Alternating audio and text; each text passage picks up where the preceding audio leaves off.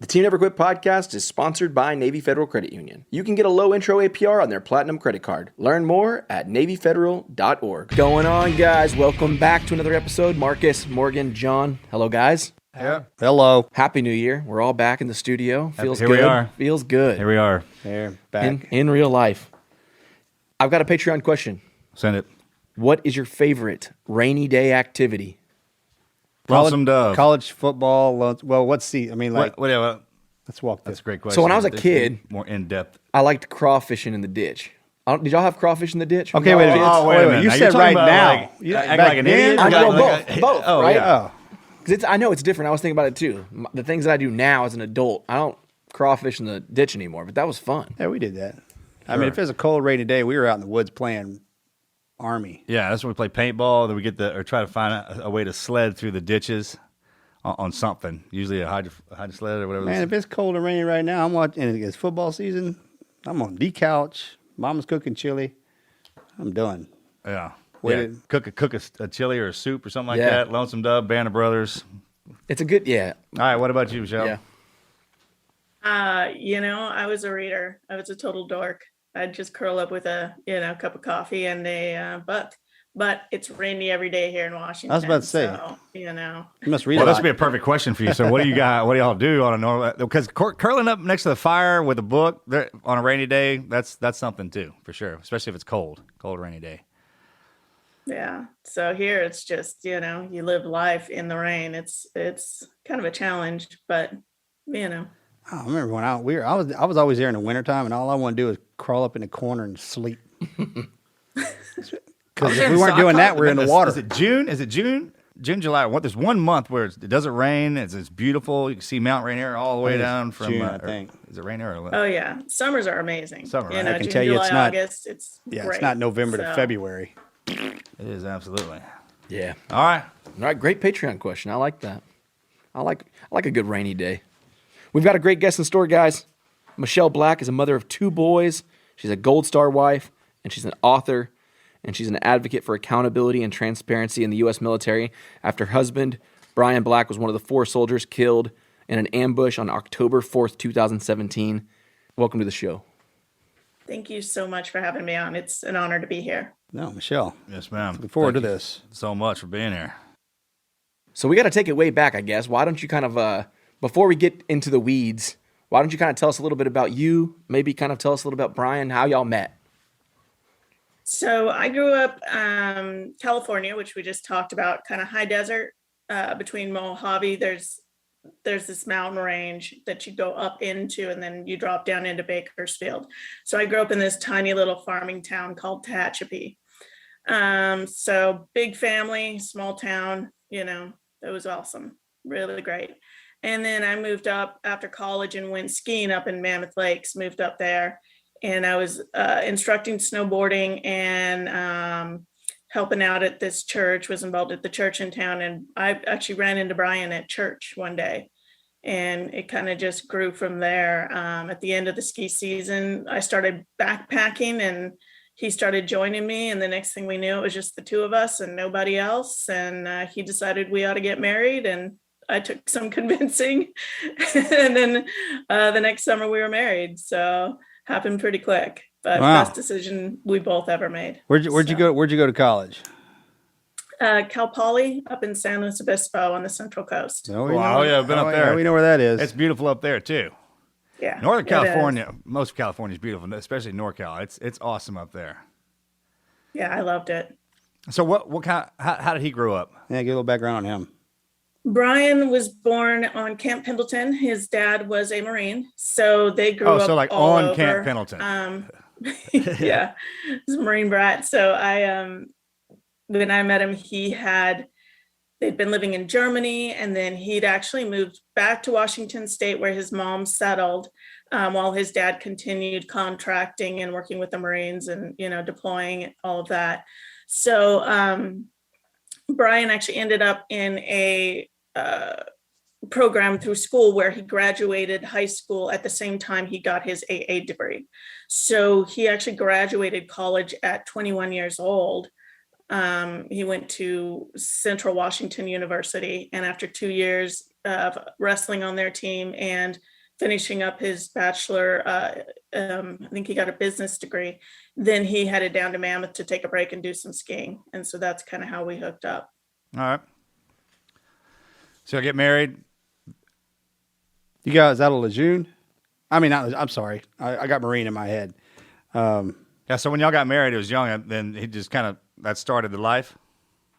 Yeah, he wasn't in the service when we met. He was just, working as a contractor around town. Actually, he was doing some construction, but mainly for income, he was playing online poker for a living. And so we started having kids. And right then, you guys got married and had kids while he was an online gamer. He was really good at it.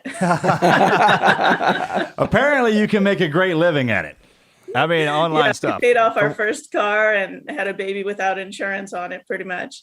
So, we did well. And then when Obama came into office, they started restricting banking laws regarding online poker. So it began to be that you needed to have offshore accounts to move your money onto these websites to do gaming. So basically crashed it made it very kind of sketchy to put your money onto these sites, having to use offshore accounts and all of that. So he got out of that. And by that time was the crash of 2008. And so having now worked with his degree and having, gamer on his, applications was not a good thing. So he couldn't get a job doing anything that would support our family. So he signed up for the military. How old were the kids at the time? Yeah, one or two. Yeah, we had two boys at that time, and I want to say they were 1 and 2.5 at the time when he signed up. And he'd always wanted, it wasn't like he just signed up because he had to.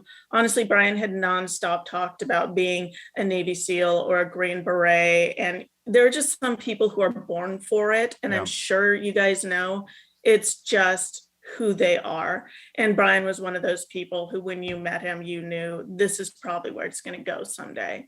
So it didn't surprise me at all when he said, "Hey, what do you think about this, me joining?" And I thought, yeah, absolutely. And when he got bored after a year in and said, "I want to go to SFAS," I was like, just basically waiting for him to tell me that. So. Well, what'd you think about that? As a spouse. I thought it was great. Brian, he had so much energy that when he was doing regular Army, he was bored. So he would go in, he'd do his job, then he'd come home and he'd start, he started making, were these little coins. He started that people were selling like silver and gold, and they would make their own little, grain, however many grain silver. So he bought all this stuff and was making that. And then he was getting bored with that. So then he was starting to buy things. So he's just starting all of his own businesses because he's, whatever's going on at work isn't enough to keep his mind occupied. Yeah. So the minute he said SFAS, I was like, yes, please, because I'm already at home. I've got a child who's autistic, so he's on the autism spectrum, and he was a 24/7 job. So really, there wasn't much Brian could do at that point. I was hardly seeing him between all the appointments and just dealing with the two kids. So if he wanted to go to SFAS, that was a perfect time to do it. Oh, you wanted him out of there. Oh yeah, I was like, please, like you're wow. always tinkering. Well, you're a special breed of mommy. I've never heard it said like that ever. You're like the first person who's like, "Oh, you want to go be a Green Beret? Yeah, go ahead. I got the kids." My wife is like, "No, Like, you want to go to SF? You crazy? Come take care of this kid. All right, go ahead. We met when we were old. When I was older, anyway. I was 27, so I was used to doing things on my own. So. We kind of came together always doing our own thing. And we would, I always say we wanted to be together. Like we wanted each other. We didn't need each other. And so I loved when he was there. And I wanted him around. But when we were that busy and that kind of, he was going crazy with all these little businesses because he wasn't satisfied. I'd rather him go off and take the time to do what satisfied him and come back a happier and better person for it. Sure. Oh yeah, we got buddies like that. You can tell they were in the teams their whole time, and then when they got out is when they got divorced because they were together all the time. They didn't. The life that each one of them had up to that point was about independence. I think that's why hobbies come up. Like y'all get sick of us being at the house all the time. Like, hey, go hunt or go fish or something like that, right? Go do something with your boys. Get away from me. The absence makes the heart grow fonder, for sure, right?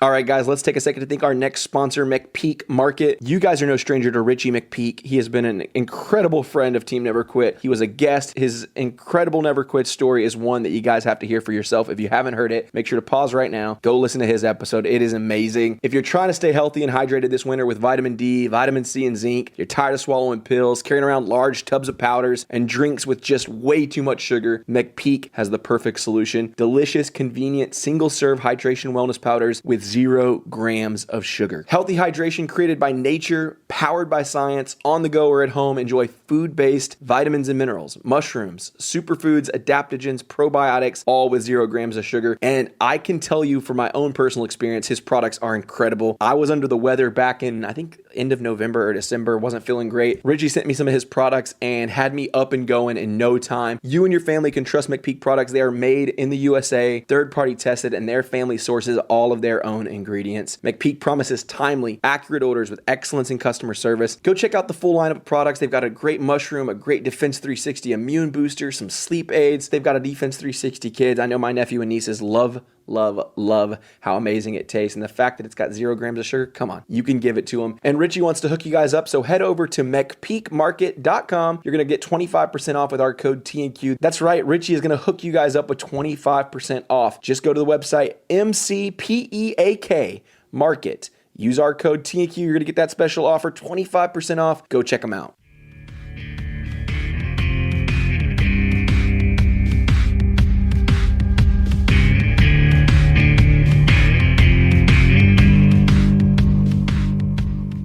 Yes, that is very true. So even when Brian would come home from deployments, once he was a Green Beret, he would, he would start something. Like he had just started all the woodworking before he went off in 2017 and was killed. So we had a whole shop that he was building. I mean, he would spend hours every night sharpening blades and different equipment that he then was building this, ridiculous woodworking wood shop. And he built me all this custom cabinetry that summer and completely redid our bottom floor of our house, completely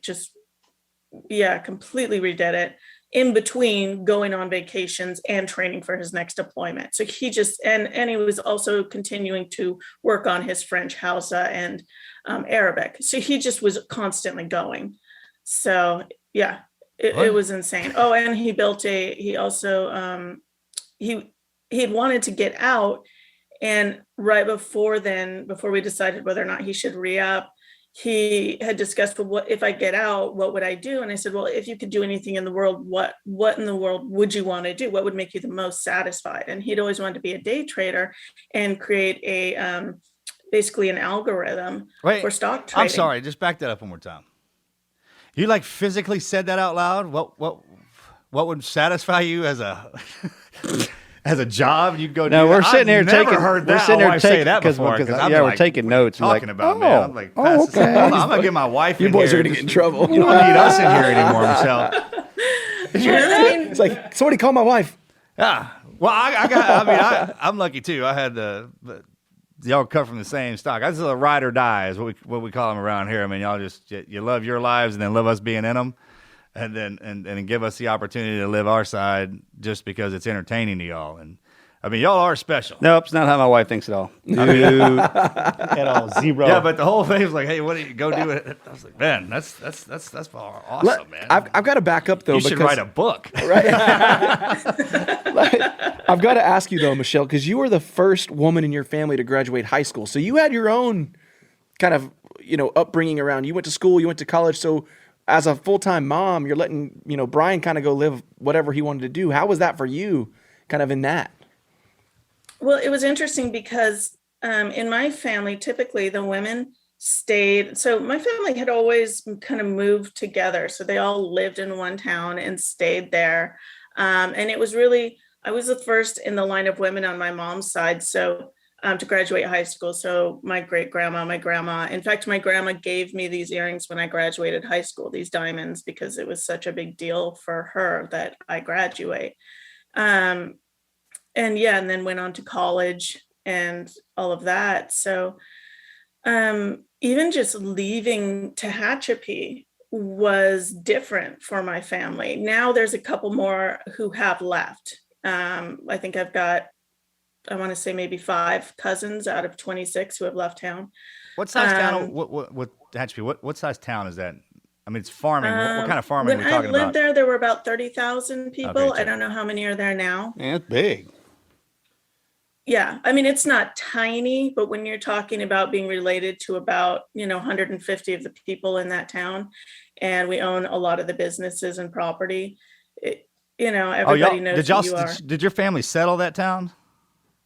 No, we moved there. We actually lived in Mammoth Lakes up until I was about, I want to say 8 years old. And then we moved to Tehachapi. And everybody moved from Mammoth to Tehachapi. And compared to Mammoth and Crowley Lake where we lived, that was huge. Because I think we had 9,000 year-round residents at the time, or maybe 7,000 in Mammoth. I'm still hung up on the fact that she was they completely threw me. I'm sorry. Go ahead. Yeah.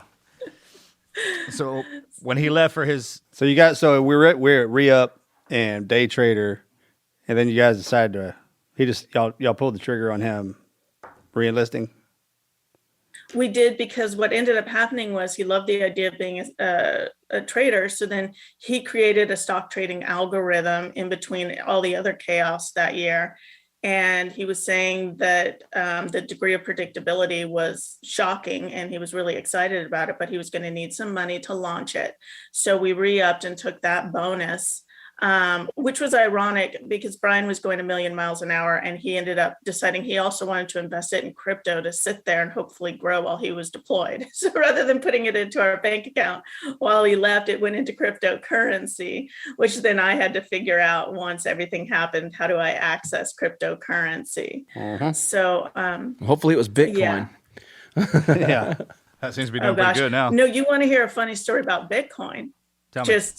We'll go way back. In 2009, when he first enlisted, he told me that there was this new thing out called blockchain, and he wanted to put his first, I think it was 3,000 at the time, but sign-on bonus into this blockchain. And I was like, well, we're already poor, so what does it matter? We're not going to be more poor.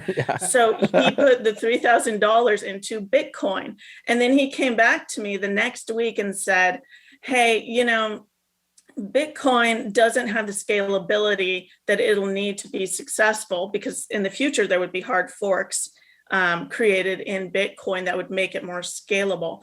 But at the time he said, this isn't scalable, so I'm just going to throw the money into this other altcoin, this other coin called Doggy Coin, and because it's funny.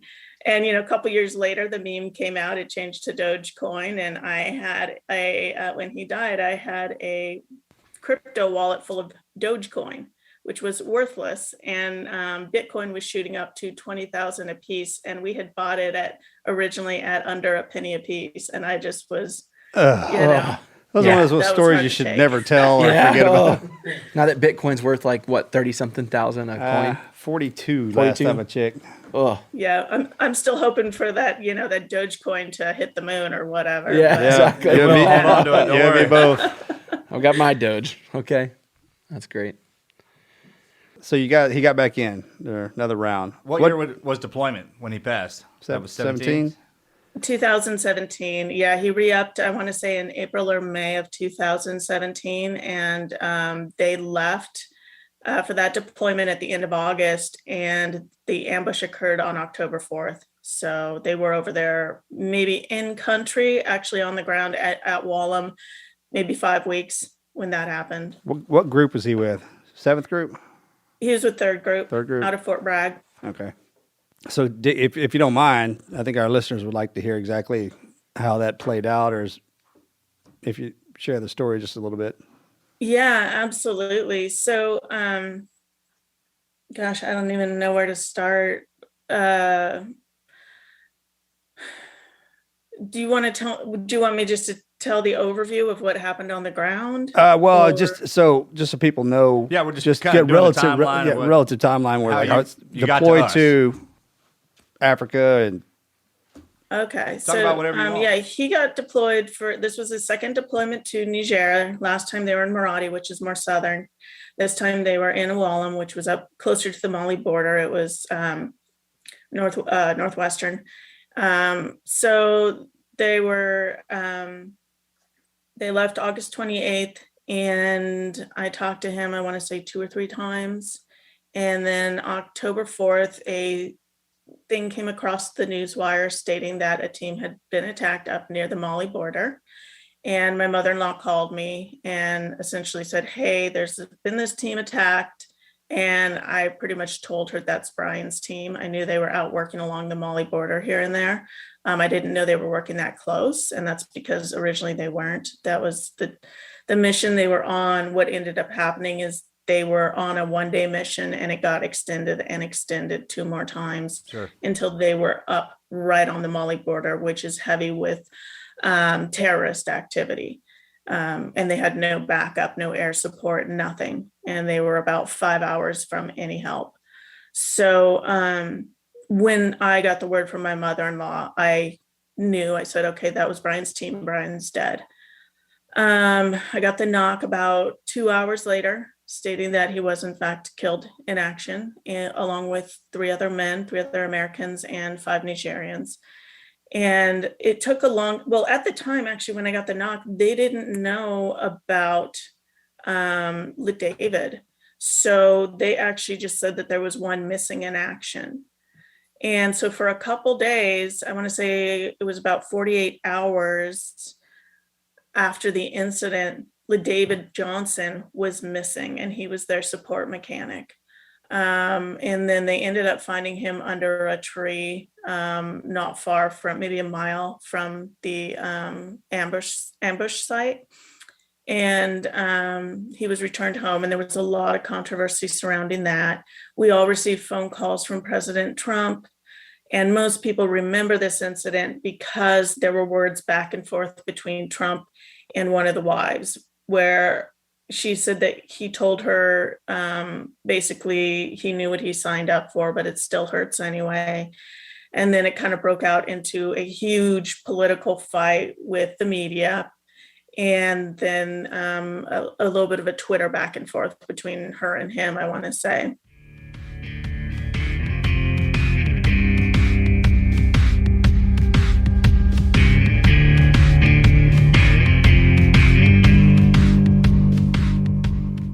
We are supported by Navy Federal Credit Union. Navy Federal Credit Union, you guys know, has been supporting this show for quite a while now, 2 to 3 years. They have been helping us put together incredible never quit stories every single week. We're super grateful for their help. Navy Federal Credit Union helps you take control of your finances after the holidays. Maybe you spent a few too many buckaroos. Well, you can now get a low intro APR on their Platinum credit card. It's their lowest rate card, and it is a great tool to pay down debt. They even have multiple savings and investing options to help you get closer to those financial goals in the new year. They offer digital tools and education resources to help you guide your financial decisions. With Navy Federal, you can automate your saving and investing to put your money to work for you even while you're sleeping. Plus, you can even buy fractional shares, which means if you've thought about getting into some of those bigger stocks that maybe you couldn't afford before, well, you can with Navy Federal. Learn more at NavyFederal.org. Message and data rates may apply. Savings products insured by NCUA. Investment options are available through Navy Federal Investment Services and are not insured by NCUA.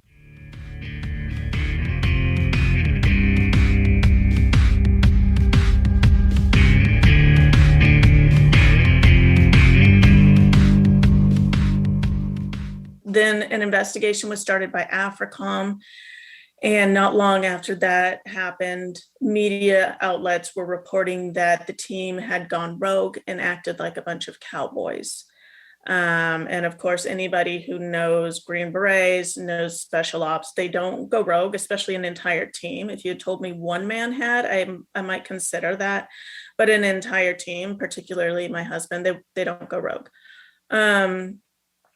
Then not long after that, CBS had acquired a propaganda video that ISIS had made using headcam footage that militants had stolen off the body of one of the men killed. And in it they show the death of Brian, my husband, Jeremiah, and Dustin. And that was released on CBS News first, then SOFREP, and it went and just spread like crazy across Facebook, Twitter, YouTube, all of social media. Then there was there was so much. Then National Geographic had done a thing, like a TV series called Chain of Command, and they had just finished filming one of the episodes on my husband's team. So that released around April. And finally, at the end of April, the families were briefed by AFRICOM, and we were essentially told what we'd heard in the media, which was the team went rogue, specifically the team captain, Captain Perezzini, and that it was basically he issued paperwork that was unacceptable. But what was ironic was as I asked them questions, they weren't able to fully answer my questions. They were both misleading, and they also outright lied to me at one point. So by the end of the brief, I felt more confused than when I went in. And that was very frustrating, feeling like, first of all, they couldn't give us a detailed timeline of events on the ground, which seemed unacceptable to me. If they'd come to the conclusion that the team was at fault, they should at least be able to give me a detailed timeline of what happened. The second thing was that my father-in-law had asked about whether or not they had done a second risk assessment for sending my husband's team alone to the border, because initially they were supposed to have a heliborne unit leading the mission. And we were told that, yes, they had run a second threat assessment, and we would find out later that, in fact, they had not. The next thing that happened was there was a media brief. General Waldhauser came on and stated at one point that while all teams on the continent were performing optimally, this team was not indicative of what special operators do. At that point, I realized my husband and all the men who had fought and died alongside him were just being completely dishonored and treated as though when you die with a Green Beret on your head, you are no longer worthy of that title. And so I decided at that point I was done. I would figure it out myself. Keep going. Can't wait to hear how this unfolded. Because you had everybody was. It seemed like everybody, even all the way up the chain of command, was just not giving answers, or just didn't have the answers. From what I'm understanding. Yeah, well, and what was interesting is that's what I thought. So I thought, okay, no big deal. What we want. I mean, I was frustrated with what I heard coming out of General Waldhauser, which was basically just paying this team as, not legitimate or capable.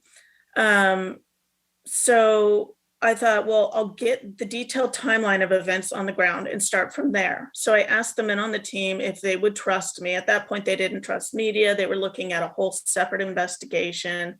They were worried about it moving from being a 15-6 investigation into more of like an Article 95. So they were starting to get lawyers, and so they weren't very comfortable talking to anybody, but they ended up speaking with me one-on-one, and I recorded their interviews. And once I pieced it together and I received the redacted report, I realized that the disparities between what AFRICOM said happened on the ground and what the men said happened on the ground were enough that it led me to believe we were purposely being misled by AFRICOM in order to cover for the officers who were responsible for the mission, because they had not been held accountable for their part. Only the lower level guys, such as Captain Perezzini and even Major Alan Van San, who was on paternity leave at the time, were being held accountable, but they were being punished for things like lack of pre-deployment training. which they actually weren't responsible for. Major Alan Van Sant wasn't even in his position when the pre-deployment training took place. And it wasn't his responsibility to validate the training. The validation of the training was the responsibility of an officer two levels up, which would have been Lieutenant Colonel Painter, who happened to be the same man who ordered the mission and pushed the men ahead.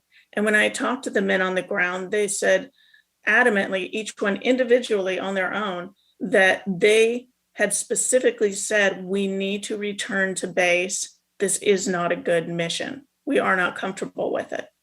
And they pushed back multiple times as far as they could and kept being forced ahead by this lieutenant colonel. And yet this lieutenant colonel in the first round of punishments wasn't touched, and neither was his superior officer, the battalion commander who was back in, third group commander who was back in Germany at the time and was on all the video teleconferences and whatnot to set up the mission. So I began to realize that these upper level officers who were responsible for the mission and responsible for all of the pre-deployment training were not affected by the punishments or by the investigation. And yet the guys at the lowest levels who had nothing to do with either of those things were being punished for them. What was the outcome? Any clarity, or is it just where we're sitting now on that side, not yours? I know we were getting into where you went with this, but yeah, I mean, fortunately, I think it became so obvious. And I mean, even General Mattis, when he saw who was punished, he happened to be the Secretary of Defense at the time, and he demanded that there be a second look into the investigation. And so he had it opened back up, but then he happened to resign right around that time. So then a new Secretary of Defense came in, and then it kind of came up with the same results. So essentially, Captain Perezzini pushed back. I wrote a letter on his behalf. My father-in-law wrote a letter on his behalf. I had no idea what was going on with Major Alan Van Sant. I figured that out later after he had already lost his career. So at that time, Captain Perezzini, actually, his go more was rescinded. But once the second round of punishments came through, once again, he was given another go more. And again, these go mores kept going in his personal or permanent file, as well as that's what happened to Alan Van Sant. And the higher level officers who received them, they received them in their local files, except for one who was already set to retire. So he received one in his permanent file right before he was retiring, so it didn't make any difference. So that's basically what happened. Lieutenant Colonel Painter finally got a go more in his local file, and then he just moved along and was put into positions that were even above his rank. So somebody somewhere, I'm assuming, and from everything I've been told, he's protected somewhere much higher up the chain. This led you into, I guess, the journey that took you to write Sacrifice then, huh? Yes. Yeah. Initially, honestly, what I thought is someone's going to write about the Niger ambush, because whenever there's an incident, lone survivor, I understand exactly what you're talking about. Somebody's going to write it. And the people who should write it are the people who were there, not a journalist. And so I told these guys, I know you're not up for it. I am. I'll do it. And you guys can, anytime I do or say anything you're not comfortable with, hey, let me know and I'll fix it. I'm going to do it right. But I also want you to know it's your story. And if at any point before I put it out, you change your mind, I'll pull you from it. I'll pull your interviews, or I'll pull the whole thing down, up until I sign on the line with a publisher. At that point, they own it and I don't. But so that was kind of our deal. And, I thought I was going to write, this is what happened on the ground. This is what I went through, and this is what happened on the ground. And that's why it turns into a 3-part book, really, because at the end, so Brian was killed in 2017. I received my final brief in April 2018, but I didn't receive the AFRICOM final redacted report until April 2019. So I had already finished the manuscript, and when I started reading through that redacted report, that's when I started realizing, oh my gosh, I am essentially contradicting completely what AFRICOM states happened. And the Army is saying what happens. And that for me was a scary moment. And I had to discuss that with my publisher and with my agent. Am I okay with this? And are we moving forward? Because now this is, am I going to end up being sued or attacked because I'm going up against these huge organizations or commands? So. And who was helping you out with that? Fortunately, my agent calmed me down and just helped me as far as, this kind of thing has been done before. It can be done. And then taking it to the publisher and making sure that I had the right legal team. And fortunately, with Putnam, that means I'm rolled into Penguin Random House. And so there was enough behind me that I was safe. And so we could cover all the legal things without crossing any lines that could get me into trouble, while still telling the truth. The Army come after you any? No. That's a different world when you're getting into that, because it goes from the military. I had to deal with it, but on a completely different level. It's amazing when everyone helps you and works with it. It kind of goes as smooth as you think, right? And then coming in and from your angle, yeah, it absolutely has to be difficult. And those publishing houses. I had to make a point. I basically had to make a decision. If they come after me and they take everything, am I okay with it? And I think I realized, what are they going to do to me? They already killed my husband, played his death on national TV, and my kids have seen, at least one of my kids have seen it. They lied to me and basically completely dishonored the sacrifice my husband and my family made. So what are they going to do? Sue the widow? I kind of reached a point where that was fine. And then the book, when you decided to do that, to put that in line, and it just kept, and you were at Random House? Yes. All right, talk about that. When the book came out, what that was like? It was pretty overwhelming. Honestly, the whole process was mind-blowing, because I had gone from being pretty much full-time mom, because I have a child on the spectrum, which was a whole nother thing. And just, stay-at-home mom. I didn't have this grandiose idea of doing something big. But I think when life demands it, you either step up to the plate or you spend the rest of your life regretting it. And in that moment, I had no other choice. And so to feel like each step of the way, I was doing exactly what I was supposed to do. And, in my mind and in my life, that's because God was with me and he was giving me the strength, and this was all part of his plan, and I was the right person at the right time to do the right thing. And what a shame if I hadn't. And so as I went, things just kept falling into line, and there were incredible people who helped me every step of the way. I mean, it wasn't me. I'm not some great author or some brave lady. I'm just a human doing the right thing at the right time. Really? What side are you just looking from this angle? And another thing, when the boss is with you, don't ever worry about anything. You know what I'm talking about? I know it's still, there's nerves. There is. There always is. There has to be. That's life. That's that tingle and all that nervousness you get. That's part of it. That's how you know you're making progress. But if you got the boss man walking beside you, you don't worry about nothing. Yeah. It's like some people they sweat and get nervous about what. Don't ever look at it like you're having to go through it. Like, look at it. He's taking care of it. You're just along for the ride. That's so true. And, it had to be in his plan, because I've always been a very socially anxious and very shy person. But once I feel like I'm doing what I'm supposed to do and God's behind me, there's a different boldness that doesn't exist in any other, area of my life. And so that's where this comes into play, where I'm like, okay, I've just been training for this my whole life, and this is the moment. Because the minute I stepped into it, all of a sudden, I mean, people are stepping in and helping me that I can't understand why they are, but Oh, you can't believe who shows up.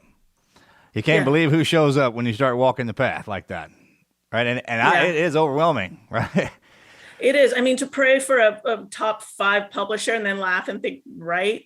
And then, the biggest publisher in the world offers me a book deal. I just went, this is insane. Isn't that I couldn't great? even get, an agent to take me on for the first year of this journey. And now I've got an agent and the biggest publisher in the world. There's something up there in New York. When you go visit those houses like that, there's something. When they gave me my agent, I remember he's since passed, but he was great. He had a British accent. He was tall, skinny looking, had the wingtip shoes with the sweater that tied around. Like, Marcus, darling, I'm the Navy SEAL. Just great. And then going to see all those houses, and I got to go to see Penguin and Random House as well. I had to visit them as well. It was an honor. I was dressed up in the Navy uniform, getting to do that whole 9 yards, and it's intimidating. It's just like you read in the stories or and see on the movies and stuff like that. I think I said that backwards, but it's exciting and overwhelming, and the fact that you're getting to ride that is great. To take that pain and switch it around and push it in the direction you're going. So just keep going.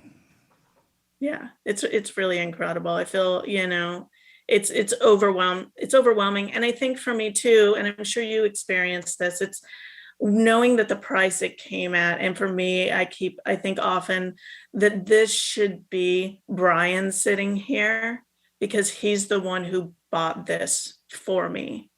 But that's why I don't want to waste what he bought. And if nothing else, I don't want to stop at telling the story.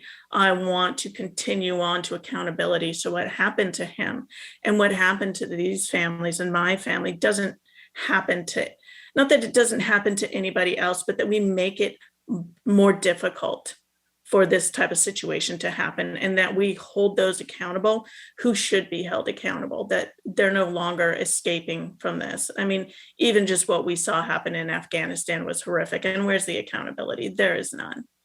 Oh, you're talking about just recently? Yeah. Well, there's about to be come March. Yeah, don't worry about that. Justice doesn't come down. So what do you? So the book's been successful. What are you doing now? I'm starting to push for changes in the way our military investigations are done so that we have a better oversight, and I don't know what that'll look like, but I do know that we can't have, a command like AFRICOM appointing the generals who will then, like the investigating officers who will then investigate AFRICOM. Because that's essentially what happened in this case, and that's not acceptable. So I don't know what that looks like, but that needs to be changed. And the other thing that needs to be changed is the way that officers move up through the ranks. They move up through the ranks without any input from those they're leading. How can you lead people and continue to lead people if you're doing a poor job and everybody knows it under you, but those who are at your level, it's like a good old boy system where they help each other continue moving through the ranks, no matter how good or bad of a leader they are. I think we need input from those guys who are on the ground being led by these officers before they're able to continue to move through the ranks. What do you hope readers will take away from the book and your experience? There's so many things that you don't have to just accept what you're being told if you know it's a lie. There are places you can go. Honestly, the men on the ground, they want you to know the truth. They won't tell you unless you ask, though, and that's just how it is.